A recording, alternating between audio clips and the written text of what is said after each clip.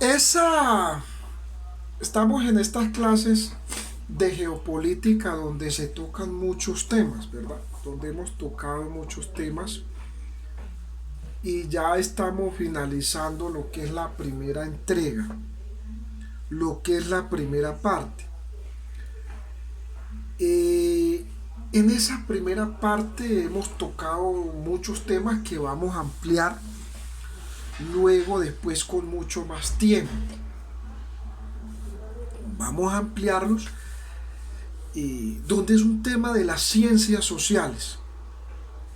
Dijimos que íbamos a referirnos a temas académicos y eso es lo que hemos hecho. Por eso acá en este espacio no nombramos a ningún líder, sino que se tocan temas de carácter académico. Estábamos hablando del fenómeno narco y estábamos diciendo de que fue un fenómeno diseñado en Norteamérica, en donde Norteamérica es el mayor consumidor eh,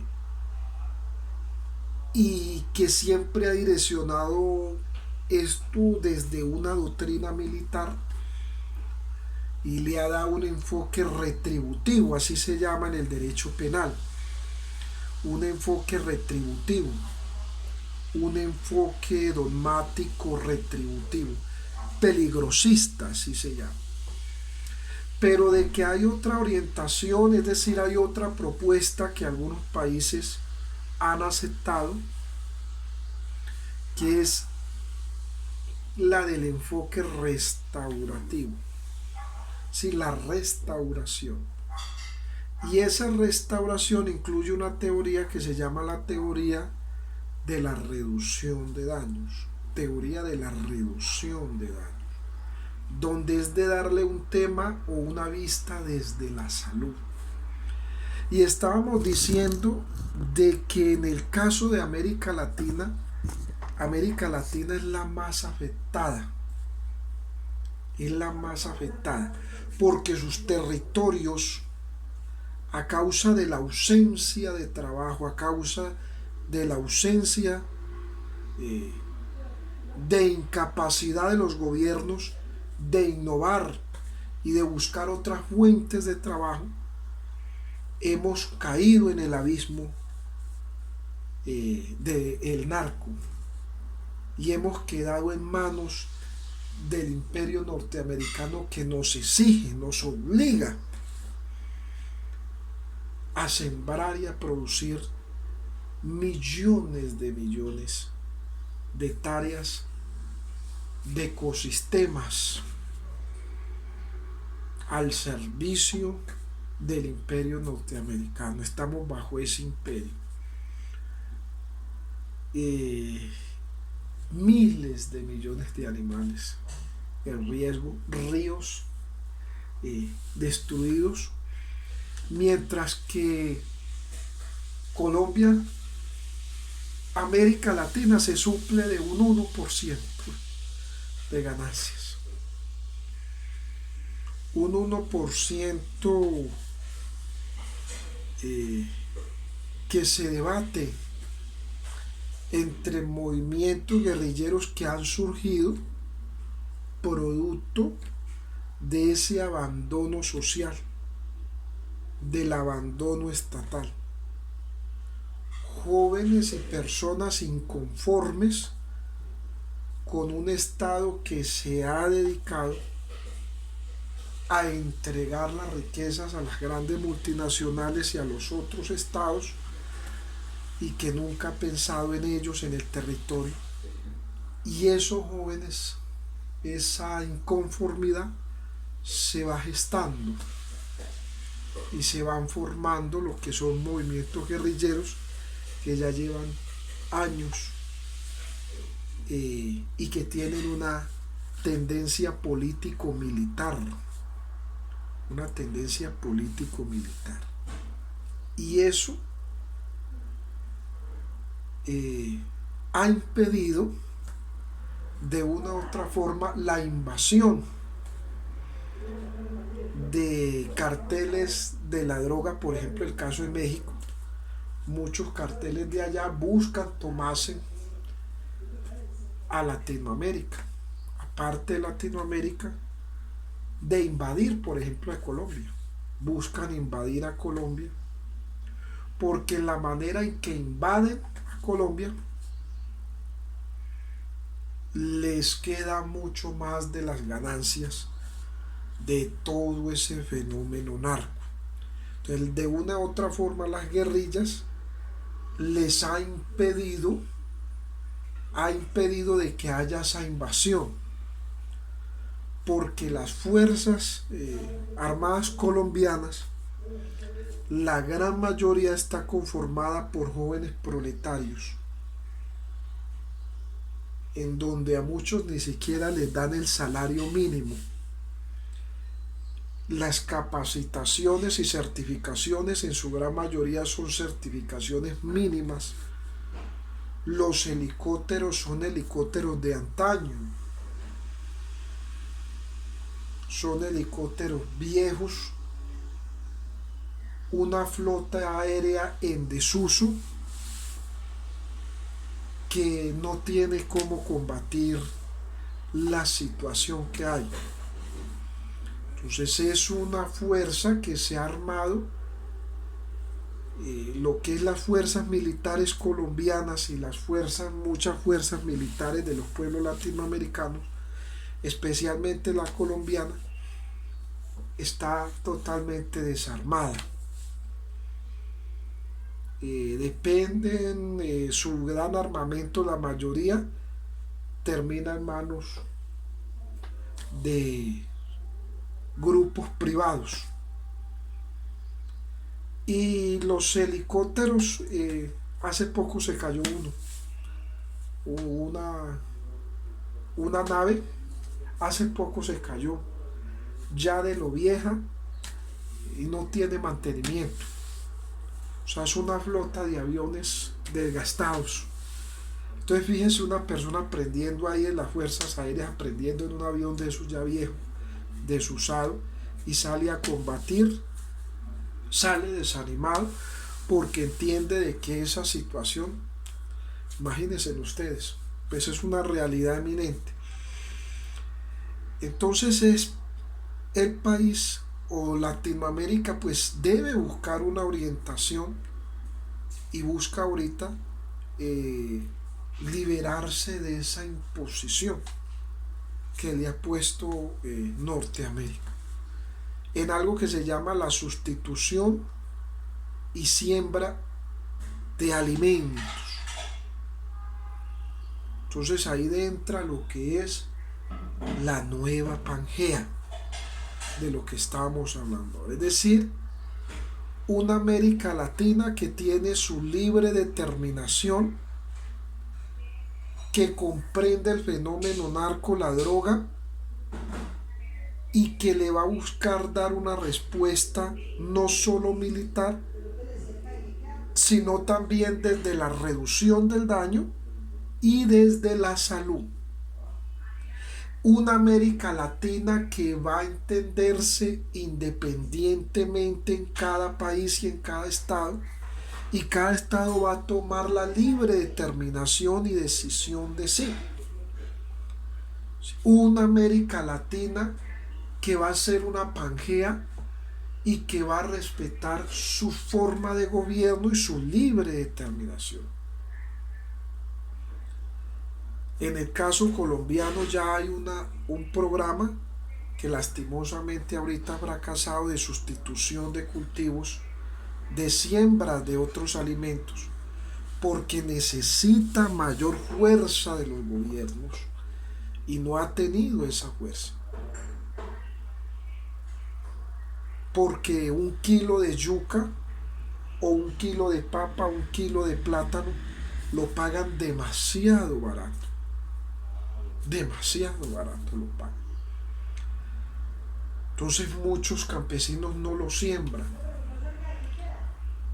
porque desafortunadamente el imperio norteamericano los obliga a sembrar lo que se paga más caro, en lo que hay más oferta. Y muchos de estos alimentos están siendo importados de otros países, porque hay un líder político que recibe una comisión por importar esos alimentos para acá. Entonces, no hay cómo sembrar. Entonces, el acuerdo de paz, que fue un acuerdo que se firmó entre el Estado colombiano y las FARC, habla de entregar unas tierras, habla de sembrar alimentos, habla de entregar la tierra al proletariado y que el proletariado pueda sembrar. Es parte de los puntos del acuerdo de paz. Es parte de los puntos del acuerdo de paz, en donde se habla de sembrar, de darle una nueva orientación a Latinoamérica,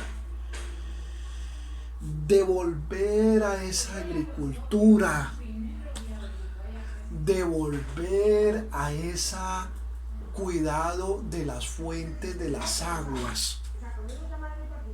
Hay quienes no quieren eso.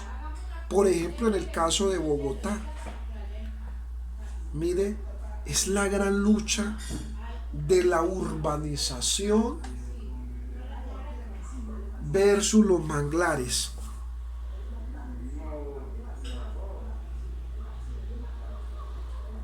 La urbanización exagerada versus los ecosistemas naturales. La urbanización exagerada versus seres bióticos. Están luchando contra los alcaldes de allá, los seres bióticos. Luchando contra los seres de allá, los seres bióticos. Luchando contra la urbanización y los ecosistemas.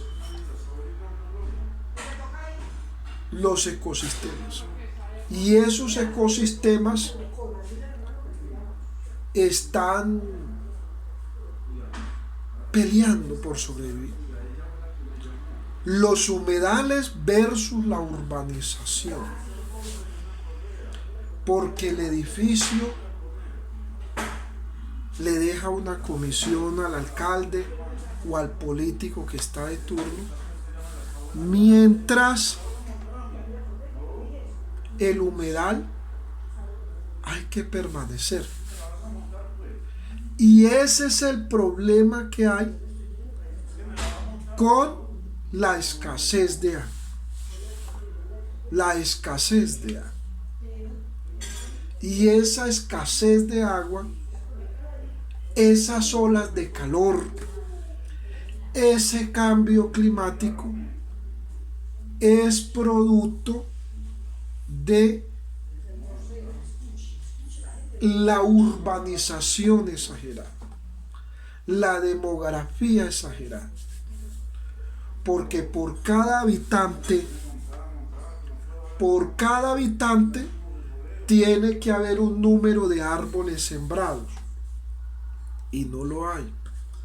Por cada habitante debe haber un número de árboles sembrados y no lo hay. Las ciudades, el índice demográfico está disparado. Hay un interés de vivienda que no es un interés de vivienda para las clases proletariadas, sino un interés de vivienda de construcción de las grandes multinacionales, de empresas privadas, donde cobran unas viviendas impagables, donde tener casa es un sueño por allá muy lejano. Son grandes urbanizaciones, edificios, pero no para el proletariado. Y dentro de los acuerdos de paz está la vivienda digna y la Constitución también. Todo esto es herencia de la arquitectura violenta de Estados Unidos.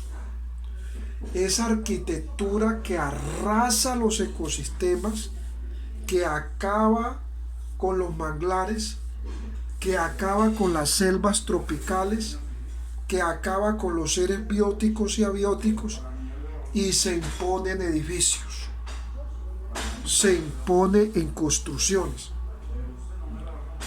Esa es la situación que estamos viviendo actualmente.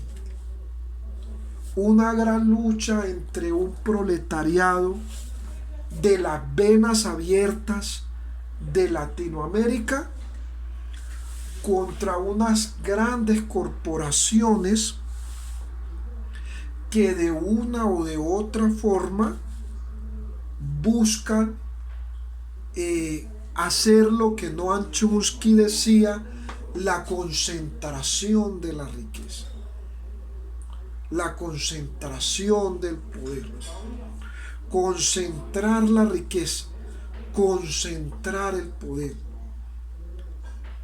mientras que el proletariado muere de hambre, muere de sed, hay desempleo, hay tristeza, hay falta de medicamentos, mientras que la salud se deteriora, mientras que el calor, las olas de calor aumentan, mientras el clima golpea fuerte. Y ahorita este imperio norteamericano busca imponerse sobre nosotros a través de lo que Raúl Eugenio Zaffaroni llamaba en la lógica del carnicero de operadores políticos, porque dejaron de hacer la ciencia de la política para pasar a ser operadores, dependientes, presos de las grandes corporaciones, presos de las multinacionales, presos de esas grandes corporaciones que los obligan a perseguir líderes sindicales, a perseguir maestros, a perseguir líderes sociales. Esas grandes corporaciones los obligan a entregar lo que dentro de la inteligencia artificial se llama en los estados la soberanía de los datos. En Colombia la Constitución tiene lo que es protección y soberanía de datos. Algo que está perdido, que se ha perdido ante el linchamiento mediático de muchas corporaciones en la búsqueda de líderes sociales, de maestros, de líderes políticos que no han querido comulgar con el imperio norteamericano. Los estados son soberanos en su espectro electromagnético. Las tecnologías de la información están en manos del Estado, pero desafortunadamente esas tecnologías de la información han sido privatizadas, han sido vendidas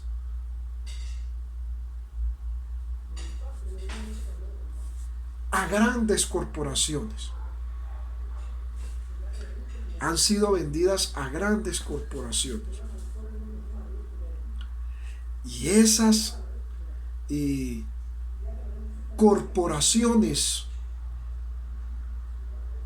tienen presas las comunicaciones, las tendencias, las interacciones, los datos, los correos, los software de lesiones de los estados se han ido adueñando de eso.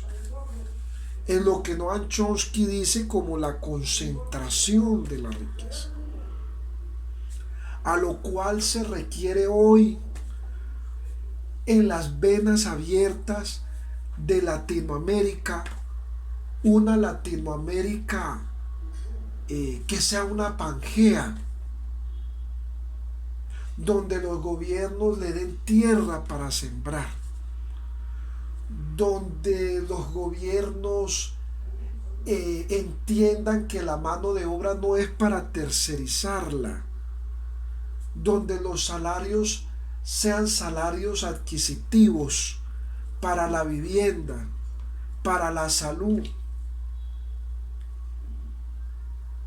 donde la soberanía alimentaria pueda reinar.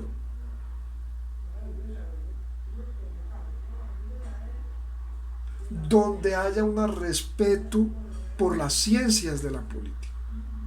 ¿Cómo es posible que hasta hijos de presidentes metidos en el fenómeno narco? Es algo terrible, metido ahí en ese fenómeno, en ese algo desilusionante, acaba con cualquier discurso.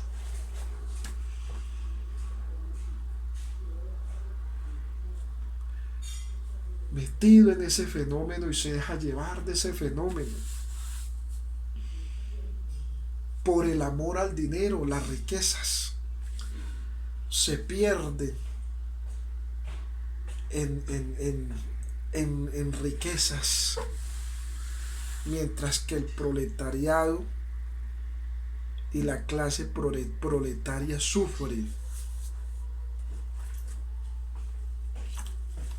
Y la clase proletaria sufre. Entonces, geopolíticamente se necesita ahora un empresario innovador de acuerdo a la crisis. Podemos innovar y buscar nuevos mercados.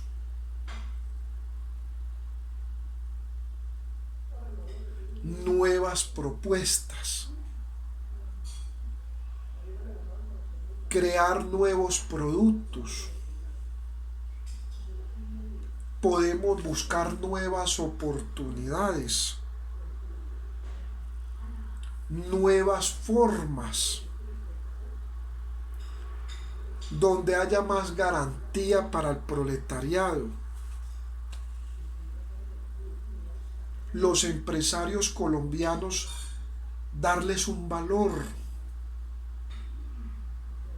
valorar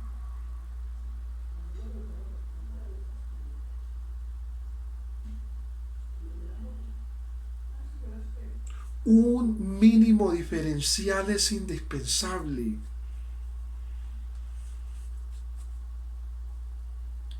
Y hemos finalizado este curso de geopolítica, donde tuvimos varias entregas, porque mañana ya vamos a tratar otro tema o enseguida lo tratamos, en donde la libre determinación de los estados es principal. Los países que tienen litio, valorar ese litio. Es tiempo de que Colombia, México empiecen a crear chips, semiconductores, a crear sus propias tecnologías. Es tiempo de crear las propias tecnologías, de ampliar lo que es los paneles solares, la energía solar y la energía eólica.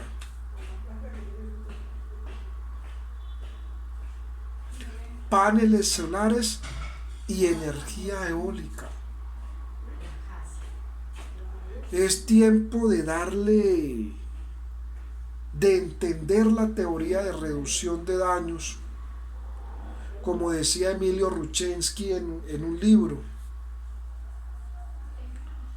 Un mundo con drogas, entenderlo desde la teoría de la reducción de daños.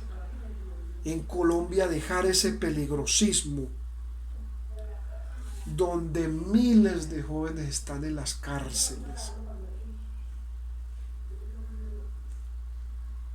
miles de millones de jóvenes con la etiqueta de criminales de guerra, mientras que Estados Unidos, el imperio, se queda con el 99% del fenómeno narco. ¿Cuántos jóvenes colombianos están cayendo a diario? ¿Cuántos líderes sociales? ¿Cuántos líderes políticos han caído a causa de la guerra?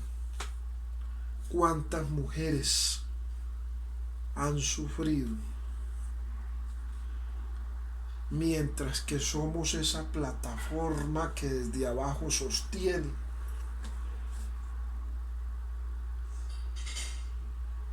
esos actores de la guerra. Hemos finalizado este primer curso de geopolítica. Nos vamos a estar viendo más adelante para seguir compartiendo otros cursos. Es un conversatorio, ya saben, me entregan entonces el trabajo que puse de la comparación de lo que es la Pangea en la antigüedad con la Pangea actual que estamos viviendo. ¿Y cuál es la Pangea actual que estamos viviendo? Una aldea global donde Elon Musk busca tener el control de todos los datos en la aldea mundial.